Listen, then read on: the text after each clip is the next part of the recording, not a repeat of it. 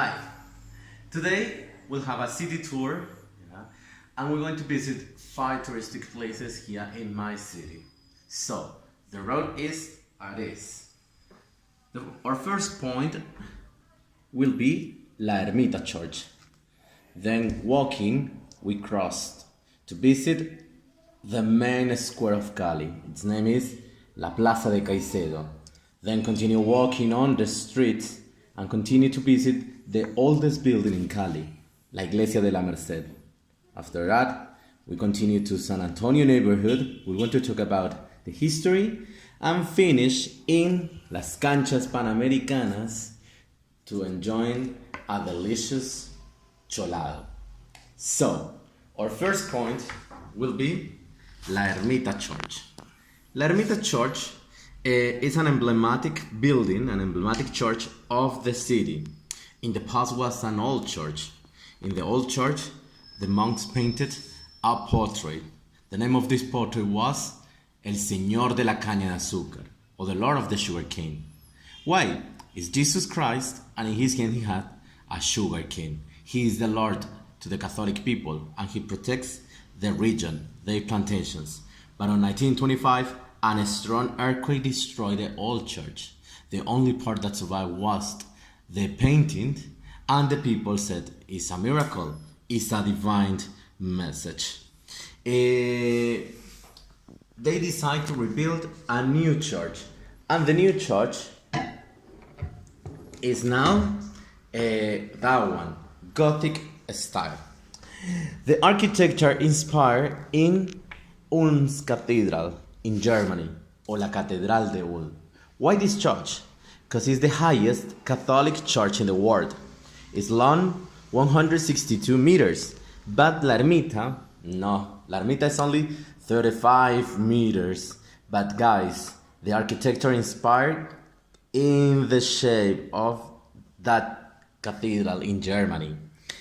This church, it's tiny, and the Ulm's Cathedral is 20 times. We can analyze it here, for example, the cross, some ornaments, the stencils, and the doors.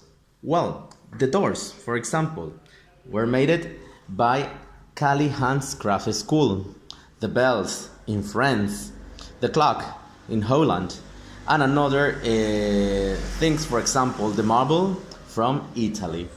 This, guys, is an iconic church in our city. Many people know it. So, then we need to continue to visit the main square of Cali, La Plaza de Caicedo. In the main square, we can visit some emblematic buildings. For example, where is it? For example, here. In this square, we decided to call it La Plaza de Caicedo because Caicedo was the mayor on the last year of this colony period, 1810. Cali wasn't a capital. Cali was only a city. The capital of the region in the past was Popayán. Caicedo family had problems with Popayán, and they decided to sign here in Cali with another mayors. The first independence letter in Colombia was on July 3, 1810. We were the first, but Caicedo was a revolutionary man, reclaimed independence. He fought for the rights, and 3 years later, on 1813, Spanish soldiers killed him. We decided to change the name of the square. In the past, the square was the name Plaza Mayor, Spanish name. Now we call it Plaza de Caicedo. Caicedo and his soldiers were proto-mártires or proto-martyrs, the first martyrs in the Colombian independence. Some buildings, for example, Palacio Nacional. It's not the city hall, it's only justice offices. La Judicatura is French neoclassic style, and one special ornament in the square is or are the palm trees.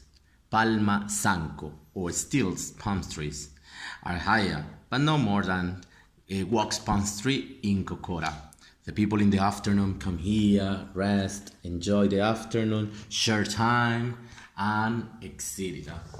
So, our next point will be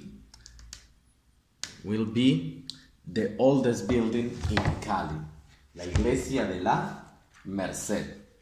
In this building, Cali was established. So, here, Sebastián de Belalcázar arrived here in Cali on 1536, and some monks, Mercedians or los Mercedarios, decide to build this church to found Cali with a religious mass. Cali was founded on July 25. In the Catholic calendar, July 25 is Santiago Apostol Day. Is the reason the official name of the city, Santiago de Cali. This is now the oldest building. Now it's 482 years old. And here, for example, we can see the altar. It's gold painting. In the altar, the Holy Mary, la Virgen de la Merced. It's authentic, original, and a prettiest church in this city, in Cali. Our next place will be San Antonio neighborhood. So we'll continue walking to cross that area and visit one of the most traditional neighborhood in this city. The Franciscan monks, that community, decide to build a church in the top of the hill. The name of the church is La Capilla de San Antonio de Padova.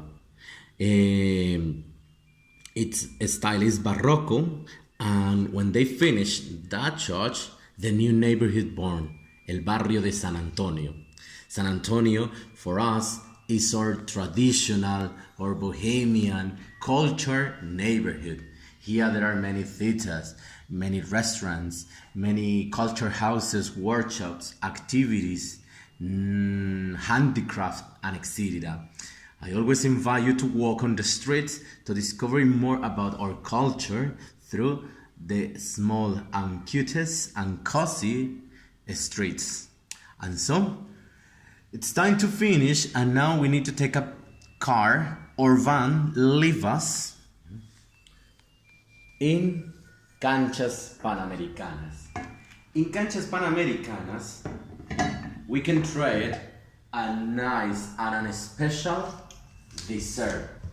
The name of this dessert is cholado. Yep.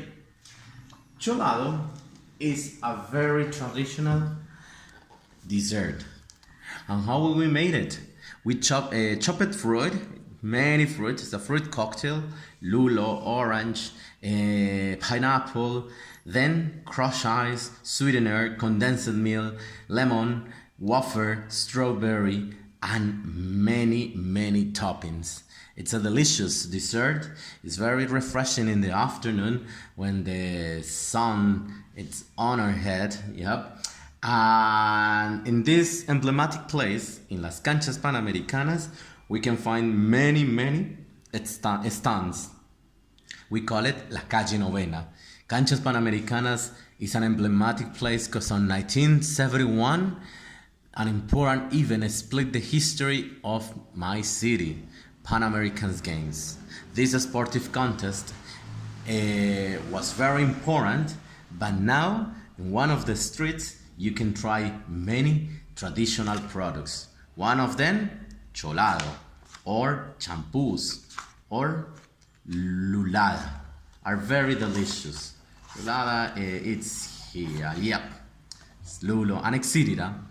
So guys, that is our route. We finish our tour, and thanks for coming. It was a pleasure, and I'm glad that you are here enjoying my city. Thanks a lot, and have a nice afternoon.